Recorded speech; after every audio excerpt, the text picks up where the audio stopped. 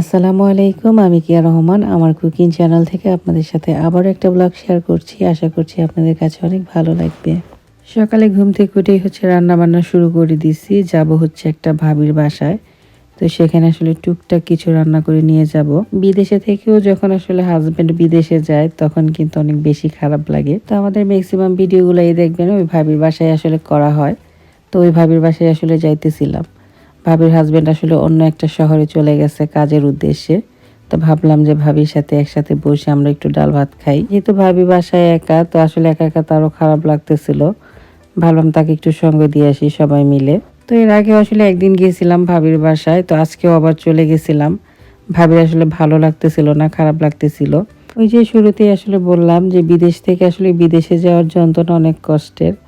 যেহেতু এখানে আমরা কেউই ফ্যামিলি নিয়ে থাকি না। এখানে আমাদের ভালো লাগা খারাপ লাগা সবকিছুই হাজবেন্ডকে নিয়ে। তো অল্প কিছু রান্না করে নিয়ে আসছি, আর এখানে তো একদম বিশাল কারবার করে রাখছে। ভাবি দেখলাম অনেক কিছু রান্না করে রাখছে আমাদের জন্য। যে পরিমাণে রান্না করছিল মনে হইতেছিল যে 2-3 দিন খাওয়া যাবে। যাই হোক, তারপরে এইদিকে আবার আরেক ভাবি আবার রান্না করে নিয়ে আসছিল আচারি চিকেন। এই চিকেনটা খাইতে অনেক বেশি মজা হয়েছিল। আর এদিকে আমি নিয়ে আসছিলাম বেগুনের ভর্তা করে, সাথে ডিম ভুনার ডাল, সেটা তো শুরুতেই দেখলেন। আর ভাবি এখানে কহি ভাজি করছিল, সাথে গরুর মাংস আর ইটালিয়ান একটা মাছ রান্না করছিল। তো মনে মনে চিন্তা করছিলাম সবাই মিলে বসে ডাল ভাত খাবো, কিন্তু ডাল ভাতের জায়গায় দেখলাম মাংস ভাত খাই আসলাম। এই রিজিক অনেক অদ্ভুত জিনিস, কার ঘরে কখন আপনার রিজিক আছে সেটা আল্লাহ তাআলাই ভালো জানে। এদিকে আরেকজন ভাবি, সে মেহেদি নিয়ে আসছিল বাচ্চাদের জন্য। তো সেগুলা নিয়ে বাচ্চারা হই হুল্লা শুরু করে দিচ্ছে। এই যে সবাই মেহেদি দেওয়ার পরে দেখাইতেছিল কারটা বেশি সুন্দর হয়েছে, কারটা রং বেশি হয়েছে, সবকিছু দেখাইতেছিল বাচ্চারা। আর এদিকে ভাবি এখানে ওইখানে চকলেট রেখে দিয়েছে, কিছুদিন পরে যেহেতু বাংলাদেশে যাবে। আর বাচ্চারা খুঁজে খুঁজে নিয়ে আসতেছিল সব। বাচ্চারা একসাথে হলে যেমন অনেক মজা করে, অনেক খেলাধুলা করে, ঠিক তেমনই আবার বিরক্তও করে। এদিকে আমরা সবাই মিলে গল্প করতেছিলাম। ভাবি এইদিকে আবার নুডলস রান্না করে ফেলছে বাচ্চাদের জন্য।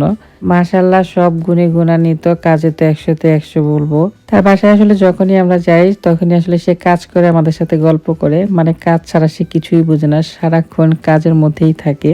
এত কাজ করা দেখলে আমার নিজেরই অস্থির লাগে। অনেক সময় অনেক রাগ করি, ভাবিকে কেন এত বেশি বেশি কাজ করে, আর একটু কমায় কাজ করলেও তো হয়। কিন্তু তার নাকি ভালোই লাগে না কাজ ছাড়া।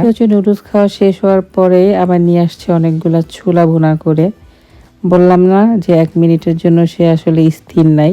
ভাইরে ভাই, আমি খালি চিন্তা করি একটা মানুষ এত কাজ কিভাবে করে। আমি নিজেও কাজ করি, তারপরও দেখা গেছে নিজেকে একটু রেস্ট দিই, তারপরে কাজ করি। কিন্তু তাকে আমি কখনোই দেখি না রেস্ট করে তারপরে কাজ করে। এখানে ছোলা বোনাটা এত বেশি মজার ছিল, কি বলবো। খাবো না বলার পরও দেখা গেছে 1 গামলা ছোলা খেয়ে ফেলছি সবাই মিলে। তারপরে চা ছাড়া তো আরটা জমবেই না, চা তো লাগবেই। এখানে এই যে কি সুন্দর সুন্দর কাপের মধ্যে চা দিছে। কাপগুলা দেখতে এত সুন্দর ছিল, অনেক কিউট ছিল দেখতে। সবাই মিলে তারপরে খাওয়া দাওয়া শেষ করলাম। এখন বাসায় যাওয়ার সময় হয়েছিল। দেখলাম এমন মুষলধারে বৃষ্টি হইতেছিল, কি আর বলবো। যখন একটু বৃষ্টিটা কমে আসলো তখন বাসার উদ্দেশ্যে রওনা হয়ে গেছিলাম। এই তো ছিল আমাদের আজকের ব্লগ। আশা করি ভালো লাগছে। সবাই অনেক ভালো থাকবেন, আমাদের জন্য দোয়া করবেন। আজকের মতো এই পর্যন্তই। আসসালামু আলাইকুম।